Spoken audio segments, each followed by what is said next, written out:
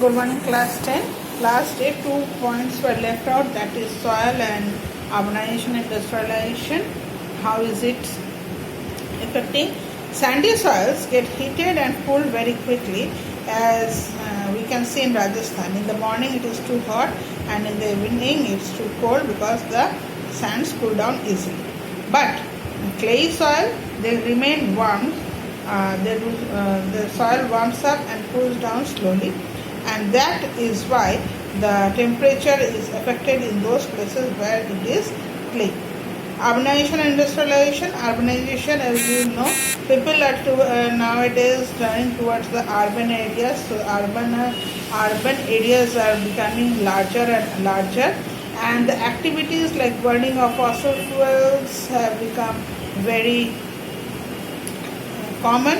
And not only this, in today's life everybody's house does have AC, refrigerator, from which gases are coming out, which is CFC gas, and contains carbon dioxide, nitrogen oxide, and air pollution like hydrogen sulfate, carbon monoxide, which increase the concentration.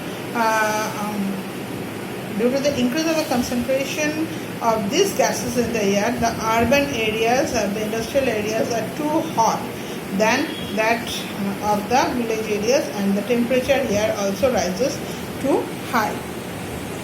Now, our next topic is heat. What is heat?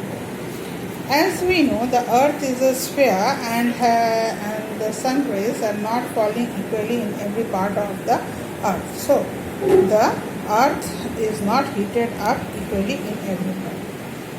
In areas beyond the Arctic Circle and Antarctic Circle up to the poles, the sun rays are oblique.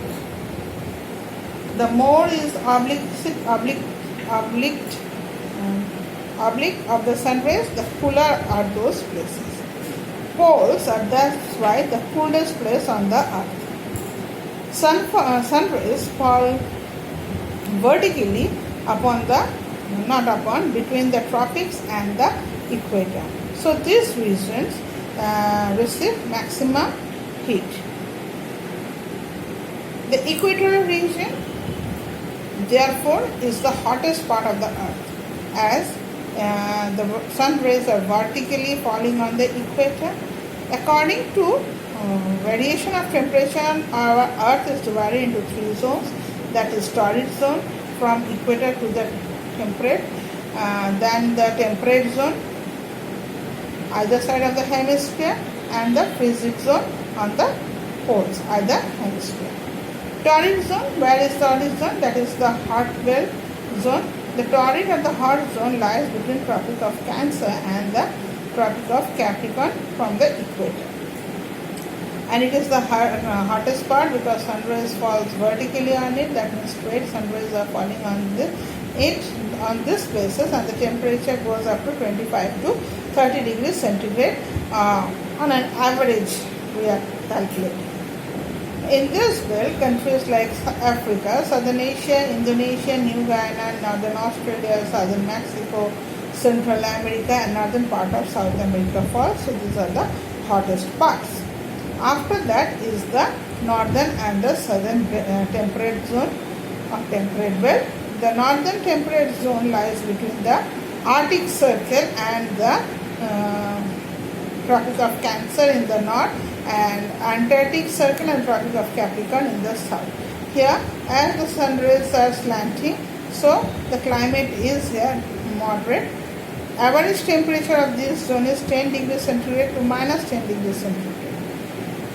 Great Britain, Europe, Northern Asia, Northern America, Mexico, or northern part of Mexico does have these are the parts of the northern temperate zone, and the southern Australia, New Zealand, North South Africa, America, some part, southern part. These areas enjoys the temperate belt. Next comes the frigid zone, which starts from the Arctic Circle to the North Pole in the north, to Antarctic Circle to the south in the south. Here the sun rays are not the sun rays are not falling directly, it is oblique, so average temperature goes from minus 10 degree to foreigners 40 degree. The places are very cool and it remains cool whole of the year. Next is isotherms and horizontal distribution of temperature. Now, the distribution of temperature is not equal, as we have seen why, how, when, and the reasons between. The places which record equal distribution, equal temperature in a particular season are joined by an imaginary line on the map, which is known as isotherm line. Isotherms means equal. Iso means equal, therm means temperature. Isotherm means equal temperature. Isotherm are imaginary lines. These are lines drawn. These are showing that this part of the world is having the same temperature that is here in Mexico or here in India.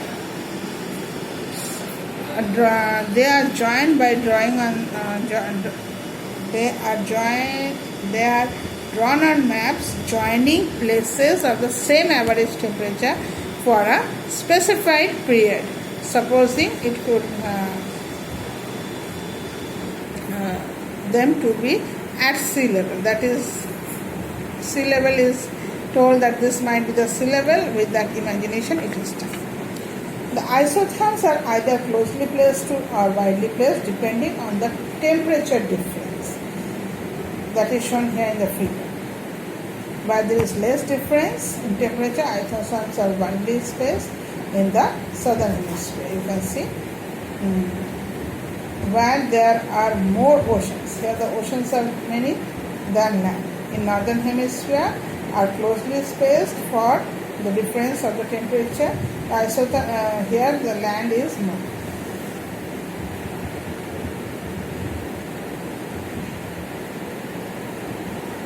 The isotherms do not follow their east-west course in regions.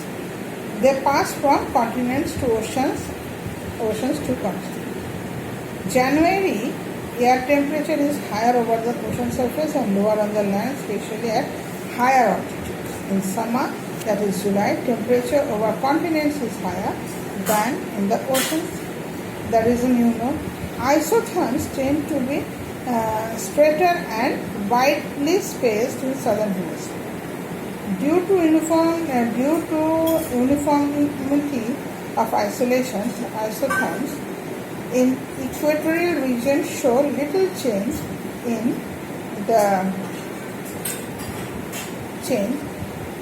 the position from January to July. The equator, everywhere the temperature remains same. Highlands are always colder than the surrounding lowlands. Hence, isotherms group equatorward near Andes mountains and South America, because here there is Andes. Here it is Andes. That's why here it's Andes. So there is little bit of difference. Next will be global warming. I am ending it here. Next class, global warming.